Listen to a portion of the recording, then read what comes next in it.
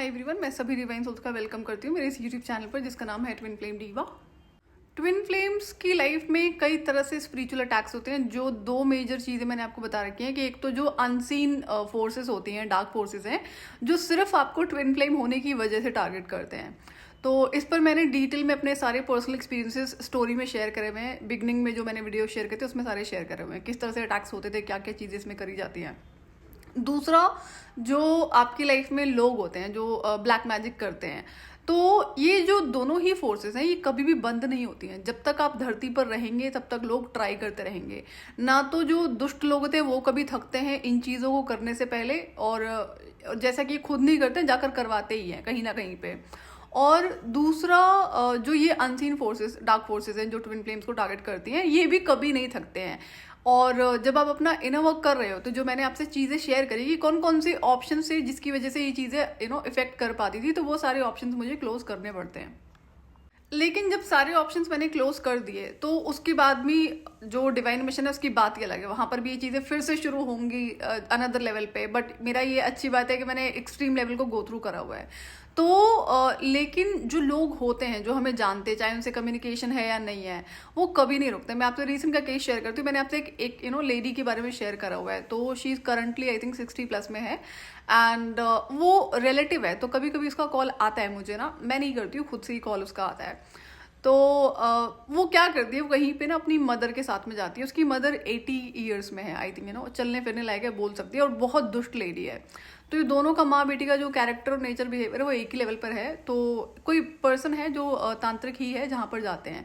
तो ये देखो, आज इतना टाइम हो गया, इसने इतना कुछ गो थ्रू करा। कई बार इसके कर्मफल के रास्ते में खुद ही आई थी, तो मेरी गलती थी ना, जब कर्मफल मिल रहा था मैं रास्ते क्यों आई, बच गई वो उस चीज़ से। तो ये क्या करती है, ये रीसेंट में मुझे कॉल करती है। तो आई गॉट दैट अपडेट कि कहीं पर ये गई है। तो जैसे कि मैंने इस चीज़ को ऑप्शन को क्लोज किया था, आई एम नॉट इंटरेस्टेड कि कौन क्या कर रहा है। बट देन इसके पास में मेरा फ़ोन नंबर रहता है, तो शी चेक्स कि हेल्थ ठीक है क्या। तो ये इसने शुरू से मेरी हेल्थ पर ही अटैक करे, एंड दैट वर्कड पहले। तो ये जब भी ये चीज़ें जाकर करवा कर आती है तो ये चेक करती है काम कर रहा है नहीं कर रहा है। तो बहुत टाइम से वो बहुत परेशान है कि चीज़ें काम नहीं कर रही हैं। तो उसके पास एक ही दो ऑप्शन होते हैं पूछने के लिए, अच्छा हेल्थ ठीक है क्या। तो अब तो बहुत टाइम हो गया, she has tried her level best जिसको कहते हैं ना, कि लेकिन देखो इतना टाइम हो गया कि उसको पता है कि ये भी चीज़ें काम नहीं करती मुझ पर। क्यों नहीं करती उसे ये भी पता है, बट स्टिल वो कभी रुकती नहीं है, और ना कभी रुकने वालों में से जब तक वो धरती पर रहेगी। अब ऑप्शन होता है ऐसे लोगों को धरती से एग्जिट कराने का, बट इसके कर्म इतने बुरे हैं ना कि इस पर कंट्रोल मुझे इंटेंशनली लगाना पड़ा कि नहीं, जब तक मैं धरती में अब तक तो सारे कर्म यहाँ पर भुगत के जाएगी, और बहुत अनदर लेवल पे ये इस चीज़ को झेलेगी, और जो चीज़ें शुरू हो रखी हैं। तो इसी में से एक इवेंट इसमें रिटर्न होता है, एंड डिवाइन मुझे बोलते हैं कि याद है ना कि इस बार क्या नहीं करना है। तो जैसे कि जब मैं लास्ट टाइम मुझे वार्निंग मिली थी डिवाइन की तरफ से कि मैं कर्मफल के रास्ते आ गई थी। तो जब कर्मफल किसी का प्लान होता है तो उसमें बड़ी सारी स्ट्रैटेजी, प्लानिंग, इवेंट्स डिवाइन को क्रिएट करने पड़ते हैं। तो ये मैंने कई बार गलती करी थी, तो इस बार मुझे डिवाइन रिमाइंडर दे रहे थे कि पता है ना कि इस बार क्या नहीं करना है। तो ये चीज़ें हो रही थी। तो ये आपको समझना होगा कि अगर आप एक ट्विन फ्लेम हो तो आप जिस भी दिन इस भ्रम में जीना शुरू कर दोगे ना कि हाँ ठीक है, आपने स्पिरिचुअल प्रैक्टिसेस करी, सारी चीज़ें ठीक हो गई हैं, आप कोई दिक्कत नहीं है, सारे इन सारे अटैक से आप दूर हो चुके हो, और उस दिन आप अपनी स्पिरिचुअल प्रैक्टिसेस छोड़ दो, तो आप देखना कि आपको सारी चीज़ें बराबर कर दी जाएंगी फिर। अब स्पेल मैजिक यहाँ पर जो सोशल मीडिया पे जो सेम इंडस्ट्री में है ये भी कर रहे होते हैं। तो I am aware about it, as I told you कि कोई चीज़ छुपती नहीं है और कोई भी बख्शा नहीं जाता है, आप चाहे कोई भी हो। तो ये तो मैंने बिल्कुल भी एक्सपेक्ट नहीं करा था कि मैं ट्विन फ्लेम पर इन्फॉर्मेशन शेयर करूंगी। तो जो डार्क फोर्सेस यहाँ पर as twin flame coaches act कर रहे हैं वो भी इस चीज़ को मेरे ऊपर करना शुरू कर देंगे। दो मुझे अफेक्ट नहीं कर सकते, बट ऑब्वियसली बात है कि अगर आपने कुछ करा तो उसका कई गुना तो रिटर्न आपको मिलेगा ही मिलेगा फॉर श्योर। बट देन ये नई चीज़ मेरे लिए भी रही। तो जब मैं अपना इनर वर्क करी थी तब मैंने डिवाइन से बोला था मुझे जानना ही नहीं है कौन क्या कर रहा है, मेरा जो काम है मैं वो करूंगी, किस तरह से मुझे स्पिरिचुअल प्रोटेक्शन करनी है, बाकी जिसको करना है वो करता ही रहेगा, वो रुकने वाला नहीं है। बट देन बीच में जब ये चीज़ें मुझे अपडेट दिए जाने लगे फिर से अगेन कि ये इंसान इस तरह से कर रहे हैं, करवा रहे हैं, ये मैं आपके ट्विन फ्लेम जो डार्क फोर्सेज यहाँ पर कोचेज एक्ट कर रहे हैं उनकी बता रही मैं। तो ये इसलिए था कि कभी भी ना ऐसी गलतफहमी में नहीं आ जाना है कि ठीक है आप जितना मर्जी स्पिरिचुअली प्रोटेक्टेड हो, आप इन चीज़ को इग्नोर नहीं कर सकते हो कि अगर कोई इंसान करे तो ये अपडेट मेरे लिए ज़रूरी थी, तो इसलिए मुझे दिए गए। तो मैं यहाँ से आपको सिर्फ ये बोल रही हूँ कि अभी आप जिस भी फेज में हो, जहाँ पर भी जो भी काम कर रहे हो, अभी आप इन चीज़ों से गो थ्रू कर रहे होते हो। आगे का आपको पता नहीं है, लेकिन जैसे जैसे आप जर्नी में बढ़ोगे तो आप कभी भी इस गलतफहमी में नहीं आ सकते हो कि आप अपनी स्पिरिचुअल प्रैक्टिसेस को रोक दो या फिर स्पिरिचुअल प्रोटेक्शन के लिए जो भी चीज़ें आपने करी हैं उसको छोड़कर या उसमें कुछ कमी कर दो। दूसरा, जैसे कि लाइफ बिजी होती है तो मुझे नहीं याद है कि इनर वर्क के बाद मैंने कभी भी आवर्स दिए हों अपनी स्पिरिचुअल प्रैक्टिसेस को, ज़रूरत ही नहीं पड़ी। तो लेकिन जो इनर वर्क कर रहे हैं, अगर आप फर्स्ट लेवल पे हैं, लेवल 2 पर हैं, तो आपको पता है कि इतना टाइम तो आपको देना पड़ेगा। लेकिन ये मेरे लिए, अगर मैं पर्सनली बात करूंगी तो पॉसिबल नहीं है कि मैं आवर्स अब दूंगी। पहली बात तो रिक्वायरमेंट नहीं है, और मैंने अपनी स्पिरिचुअल प्रैक्टिसेस अपनी रिक्वायरमेंट के हिसाब से करी हैं। तो स्पिरिचुअल अटैक कई लेवल पे थे और बहुत ज़्यादा थे, एक्सट्रीम थे, तो उस चीज़ को करने के लिए, रोकने के लिए मुझे इन सारी जो आवर्ली प्रैक्टिस होती है वो करनी पड़ी हैं, सिर्फ इनर वर्क के टाइम पे। बट उसके बाद तो नहीं करना पड़ता है ऐसा। लेकिन जो ग्रैटिट्यूड है, जो ग्रैटिट्यूड में डेफिनेटली वो चीज़ें बड़ी हैं जो चाहे इवनिंग में मैंने बढ़ा दिया हो, अभी मैंने शॉर्ट्स में अपना ग्रैटिट्यूड रिचुअल शेयर करा है डेली का, वो आप सुन लेना। तो जो ग्रैटिट्यूड हम शो करते हैं वो एक प्रोटेक्शन शील्ड को क्रिएट करता है। मैंने बीच में कम्युनिटी पोस्ट में आपसे एक सवाल करा था कि आप ग्रैटिट्यूड कितनी बार शो करते हैं। तो आई थिंक कोई एक आधी इंसान है जिसने, या कुछ परसेंट लोग हैं जिसने 4 टाइम 5 टाइम्स को मेंशन करा है, बाकी सारे एक बार करते हैं। तो अब यहाँ पर सेशन में भी मुझे ये चीज़ देखने को मिलती है, व्हेन आई आस्क तो दे सेज कि अच्छा, अब जैसे कोई लोग कुछ लोग हैं जो 3rd लेवल में है, सो दे आर लाइक कि हम भूल गए, अच्छा मिस हो गया आज। तो मैं ये सोचती हूँ कि अगर आपसे ग्रैटिट्यूड की हैबिट नहीं फॉर्म हो पा रही है तो आप किस तरह से अपने किसी भी कार्मिक पैटर्न और कार्मिक साइकिल पर काम करेंगे। ग्रैटिट्यूड आपको आपके कार्मिक पैटर्न्स, कार्मिक साइकिल्स को ब्रेक करने में बहुत हेल्प करता है, जैसा कि ये प्रोटेक्शन शील्ड है। एंड अगर आप ट्विन फ्लेम में बहुत सारे कार्मिक बैगेज आपकी लाइफ में हैं तो ऑब्वियस सी बात है ये आसान नहीं होने वाला, और किसी भी कार्मिक पैटर्न को, कार्मिक साइकिल को ब्रेक करना आसान नहीं होता है। ये टाइम टेकिंग प्रोसेस होता है। जितना आप इस पर प्रैक्टिकल होकर कोशिश करेंगे उतना यहाँ पर जो डार्क फोर्सेज होती हैं वो आपको रोकने की कोशिश करती हैं, आपसे चीज़ें मिस आउट कराने की कोशिश करती हैं। और ग्रैटिट्यूड को नंबर ऑफ टाइम्स शो करना थ्रू आउट द डे, तो ये कोई बहुत बड़े काम तो है नहीं, बहुत ज़्यादा टाइम तो इसमें लगता नहीं है, हार्डली 30 सेकेंड्स लगते हैं, 1 मिनट का टाइम भी नहीं लगता है। अगर मैं मॉर्निंग की बात करूँ, इवनिंग की बात करूँ, जितनी बार भी आप ग्रैटिट्यूड शो करते हो, it takes less than 30 seconds. So जब बात इनर वर्क की आती है, कई सारे लोग ऐसे भी हैं सेशन में जिन्हें टाइम नहीं मिलता है मंत्रों को जाप करने का, मंत्र चैंटिंग हो नहीं पाती है इनसे, कोई एक आध कर लिया तो ठीक है, नहीं तो इससे नहीं कर सकते हैं। तो मंत्र चैंटिंग आपसे हो नहीं पा रही है प्रॉपर रूटीन में, और उसके बाद में ग्रैटिट्यूड आप शो नहीं कर पा रहे हो, तो इनर वर्क फिर आपके लिए बहुत मुश्किल हो जाएगा। तो जब मेरा 3rd लेवल का इनर वर्क कंप्लीट हुआ उसके बाद से मैंने कभी भी वो आवरली प्रैक्टिसेस नहीं करी हैं, जो भी करना होता है, जो मैं करती थी उस टाइम पे जब मैं इनर वर्क कर रही थी। लेकिन अब उतना कभी टाइम नहीं देना पड़ता है मुझे। हाँ, जो मॉर्निंग की पूजा है, इवनिंग की पूजा है, बट देन जो ग्रैटिट्यूड है वो बहुत हाई लेवल पर है मेरी लाइफ में। 3rd लेवल के इनर वर्क में कोई भी जो भी एंटर करता है, करती है, तो उसकी वजह से मुझे अनदर लेवल पे चीज़ें गो थ्रू करनी पड़ती हैं। तो फिर वहाँ पे मुझे एक्स्ट्रा चीज़ों का ध्यान रखना पड़ता है, बट अगेन आवरली प्रैक्टिसेस नहीं होती हैं।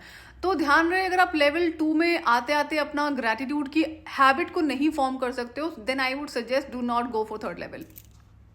क्योंकि जब आप 3rd लेवल का इनर वर्क करना शुरू करते हैं तो उसमें अनदर लेवल के स्पिरिचुअल अटैक्स आपको गो थ्रू करने पड़ते हैं। तो आपने बेसिक हैबिट फॉर्म नहीं करी ग्रैटिट्यूड को शो करने की, तो आप 3rd लेवल में छोड़ ही देंगे, गिव अप ही कर देंगे, कर नहीं पाएंगे। जो ग्रैटिट्यूड है वो स्पिरिचुअल जो प्रोटेक्शन की शील्ड है वो आपकी लाइफ में इंक्रीज करता है, एक्सपैंड करता है। और जैसा कि डेली आपको खाना खाना होता है, डेली आपको सोना है, डेली आपको नहाना है, तो ये आपकी बेसिक नीड्स हैं। तो ट्विन फ्लेम्स की लाइफ की जो बेसिक नीड है, डेली रूटीन का पार्ट होना चाहिए maximum number of times gratitude show करना।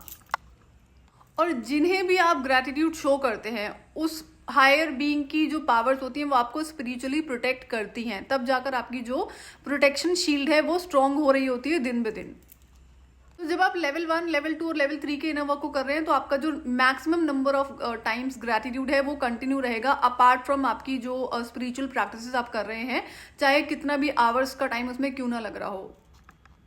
लेकिन जब 3rd लेवल का इनर वर्क कंप्लीट हो जाता है तब जाकर चीज़ें सेटल होती हैं कि हाँ ठीक है, अब आपको उतने नंबर ऑफ आवर्स नहीं देना पड़ता है, लेकिन 30 सेकंड्स ही तो लग रहे हैं ग्रेटिट्यूड शो करने में, चाहे आपको 10 बार शो करना है या 20 बार शो करना है, इट टेक्स 30 सेकंड्स। इतना टाइम आई एम श्योर कि आप निकाल सकते हैं। हैबिट ही तो बिल्ड करनी है, तो फिर वो नंबर ऑफ आवर्स जो आप दे रहे थे इनोवा के टाइम पे वो नहीं देना है, लेकिन थ्रू आउट योर लाइफ कि अब आप सिर्फ इतना ही कंटिन्यू करेंगे। बाकी जो मॉर्निंग इवनिंग की वर्शिपिंग है वो आपके लिए मस्ट है। एंड थर्ड लेवल में आते आते आपके पास में स्पिरिचुअली ऑल्टर आपके पास में जरूर होता है, उसमें बहुत सारी चीजें आपको करनी पड़ती है। तो वो एक छोटा सा रूटीन होता है जो आपको फॉलो करना होता है ऑफरिंग में। और ध्यान रहे, ये बात मैंने आपसे तब भी शेयर करी कि ट्विन फ्लेम्स की लाइफ को स्पिरिचुअल अटैक्स के थ्रू एंड नहीं करा जा सकता है, लेकिन जो डैमेज होते हैं कि आपकी हेल्थ ही है जो जाएगी। कई बार एक्सीडेंट्स भी हो जाते हैं, तो इसमें क्या होगा, आपका टाइम ही तो जाएगा। अगर चोट लग गई या फिर आप बुरी तरह से बीमार पड़ गए तो 1 दिन, 10 दिन, 20 दिन, महीना, कितना टाइम जाएगा आपको नहीं पता है। इतने टाइम में तो क्या होगा, जो इनर वर्क आपने करा था वो अगेन 0 हो जाएगा। इसलिए जब भी हम इनर वर्क करना शुरू करते हैं तो स्पिरिचुअल प्रोटेक्शन आपकी प्रायोरिटी होना चाहिए, जिसमें ग्रैटिट्यूड नंबर 1 पे रहेगा, अपार्ट फ्रॉम जो भी आप प्रैक्टिसेस कर रहे हैं। और ये आपकी जो हेल्थ है, सबसे पहले यही इसको अटैक करते हैं, ताकि आप ब्रेक करेंगे अपने इनर वर्क को एंड तब तक वो आपकी एनर्जेटिक फील्ड में और बड़े लेवल पर जगह बना लेंगे। फिर उसको आप दोबारा से हील करोगे, फिर बेसिक जो आपने करे थे उसको दोबारा से करना पड़ेगा।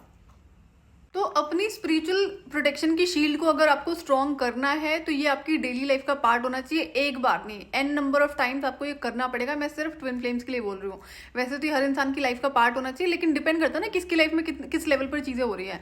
तो मेरी लाइफ में ये चीजें बहुत एक्स्ट्रा ऑर्डिनरी लेवल पे थी, जो स्पिरिचुअल अटैक्स थे, तो मुझे इसलिए करना पड़ा। आप अपनी लाइफ को देख सकते हैं, जितने भी रियल ट्विन फ्लेम्स आते हैं सेशन में, सबका यही हाल है, कोई भी इसके बाहर नहीं है।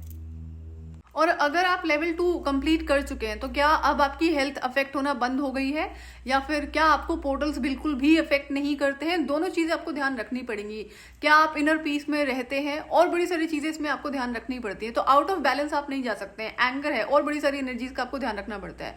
तो ग्रैटिट्यूड आप स्केप नहीं कर सकते हैं। And this is personal experience की जो सेशन के अंदर लोग आते हैं कि हम भूल गए, मतलब छोटी सी चीज आप कैसे भूल जाते हैं। एंड आई सेड कि आपको टाइम लगेगा इस आदत को बिल्ड करने में। आपने आज प्रैक्टिस किया, भूल गए, कल कोई बात नहीं, फिर से रूटीन बनाओ कि नहीं कल नहीं भूलना है। कल मेरा सबसे पहला काम यही है। नहीं होता ज्यादा तो खुद को व्हाट्सएप पे मैसेज कर लो कि अगर आप मॉर्निंग में उठे तो अगर आपको याद रहा तो ठीक है, और नहीं रहा, याद भूल गए, तो आप अपना मोबाइल चेक करते हैं, उसमें आपने देखा कि क्या मिस हो गया, उस टाइम पर आप ग्रैटिट्यूड शो कर दो, कोई दिक्कत नहीं है। थोड़ा सा लेट हो जाएगा, और अगर नहीं करना है मोबाइल टच तो फिर आप किसी नोटबुक में लिख के रखो। जब मॉर्निंग में उठो तो उसको देखो कि मेरा नंबर 1 पे क्या टास्क है, क्या मुझे सबसे पहले करना था आज या करना है, तो फिर उस टाइम पे परफॉर्म कर लो। तो अगर आपको ये नहीं करना है कि आपको जिंदगी भर बैठ के घंटों घंटों स्पिरिचुअल प्रैक्टिसेस करनी है फॉर स्पिरिचुअल प्रोटेक्शन, तो उसका सबसे अच्छा जो तरीका है कि ग्रैटिट्यूड को अपनी जिंदगी का इस तरह से पार्ट बनाओ कि आपको आवर्स बैठ के तो स्पिरिचुअल प्रैक्टिसेस में ना देना पड़े। ऐसा तो मेरी लाइफ में अब ऐसा कुछ भी नहीं है कि मुझे आवरली देना पड़े टाइम। जो मेरा मॉर्निंग इवनिंग में टाइम लगता है, मैक्स हाफ एन आवर के अंदर कंप्लीट सारी चीजें हो जाती हैं। उसमें भी कई सारे जैसे जो प्लांट्स हैं उनकी पूजा होती है, फिर ऑल्टर है, एंड देन मेरा मंदिर है, तो इसलिए वजह से हाफ एन आवर जरूर लग जाता है, which is not a big deal. तो जैसे मैंने आपसे कहा कि जो डार्क फोर्सेस होती है, स्पेशली इसमें जो मॉनिटरिंग स्पिरिट्स होती है, कभी भी नहीं थकते हैं। तो बीच में क्या होता है कि कुछ मेरा काम में आई थिंक टाइम मैनेज हो नहीं पा रहा था, काम ज्यादा था कुछ, तो ऐसा था। तो मुझे क्या ऐसे माइंड में थॉट दिया जाता है कि ना मैं कोई या तो पूजा पाठ छोड़ दूँ या फिर खाने में कुछ ना कुछ कर दूँ जो जल्दी हो जाए। तो ये बहुत फ्रीक्वेंट करी जाती थी। देन आई रियलाइज कि मेरे थॉट्स नहीं है इनके में। तो मैंने कहा अच्छा इतना कौन सा टाइम लगता है मुझे खाना बनाने में या घर की सफाई करने में या फिर पूजा पाठ करने में, ज़्यादा टाइम तो नहीं लगता है। ठीक है 1 आवर 2 आवर 3 आवर हो गया मैक्स, कोई दिक्कत नहीं है। लेकिन तो अगर मुझे कहीं पे टाइम कट शॉर्ट करना है, या तो मैं अपने काम में टाइम कट शॉर्ट करूंगी, या तो फिर मैं अपना स्लीप आवर्स में कम करूंगी।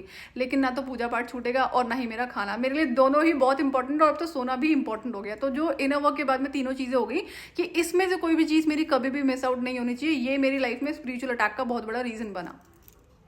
सो मेरे लिए खाना खाना इंपॉर्टेंट है, टाइम से सोना इंपॉर्टेंट है, एंड पूजा पाठ डेली इंपॉर्टेंट है।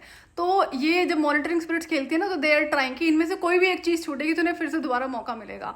तो मैंने ये तो नहीं होने वाला। तो जब ये बहुत ज्यादा फ्रीक्वेंट हो रहा था तो मैंने अपने साथ में कॉन्वर्सेशन किया कि इतना तो कोई टाइम नहीं लगता है मुझे ये चीज करने में, तो फिर क्यों इन चीज में मैं टाइम कट शॉर्ट करूंगी। तो आई वाज लाइक नहीं मैं कहीं पे अपना टाइम मैनेज कर लूंगी, जो मेरा काम है उसमें कर लूंगी मैनेज, कोई दिक्कत नहीं है।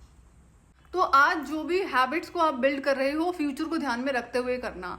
तो इनर वर्क जब मैं कर रही थी तो ऐसा लगा कि लाइफ एकदम 360 डिग्री पे चेंज हो गई है। इस हिसाब से स्पिरिचुअल प्रैक्टिसेस मैंने कभी नहीं करी थी। हाँ, एक चीज़ ज़रूर होती थी कि मुझे जो जैसे परिक्रमा होती है, जो वृंदावन की परिक्रमा है, 21 किलोमीटर की परिक्रमा है, तो वो मेरा फ्रीक्वेंट होता था, बहुत फ्रीक्वेंट था। डेली तो नहीं है, ऑब्वियसली बात है, बट देन मंथ में एक बार 2 बार ज़रूर हो जाता था। तो उसके अलावा मुझे याद नहीं है कि मैंने और कभी बहुत आवर्स बैठ के प्रैक्टिस करी हो एक्सेप्ट द इनर वर्क का टाइम। बट अब मैं देखती हूँ कि नहीं, अब तो उतना टाइम भी नहीं जाता, बहुत सारा टाइम होता है काम करने के लिए। लेकिन स्टिल कुछ चीज़ें जो बहुत बदल गई। घर का साफ सफाई मेरा शुरू से ही रहता है, बट देन अनदर लेवल पे जो स्पिरिचुअल प्रोटेक्शन होती है घर के लिए, वो करनी पड़ी।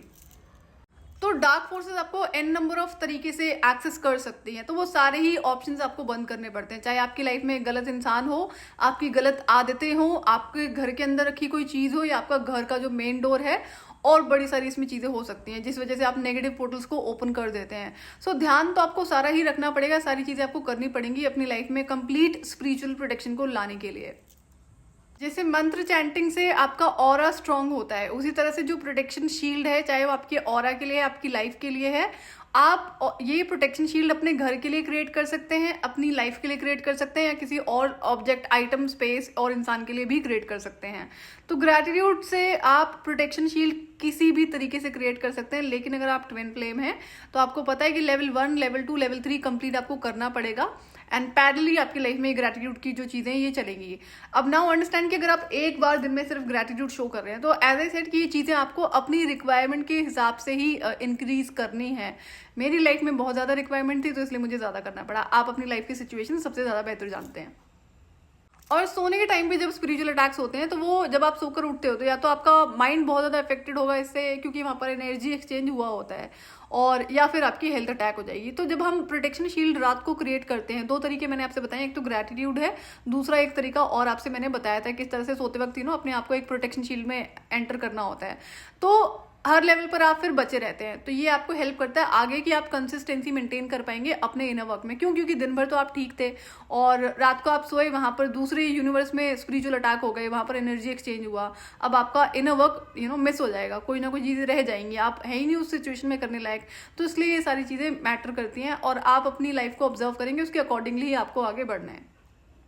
और जब आप ग्रैटिट्यूड किसी पर्टिकुलर गॉड, गॉडेस, डीटी को, हायर पावर्स को शो करते हैं उनका नाम लेकर, तो उनकी गाइडेंस और प्रोटेक्शन दोनों अपनी लाइफ में आप इंक्रीज कर रहे होते हैं। तो जो आपको इनर गाइडेंस मिल रही होती है, तो आपको कौन सी हायर बीइंग है जो आपको गाइड कर रहे हैं, वो डिपेंड करता है। बट उससे क्या फर्क पड़ता है ना, आपको गाइडेंस पर ध्यान देना चाहिए।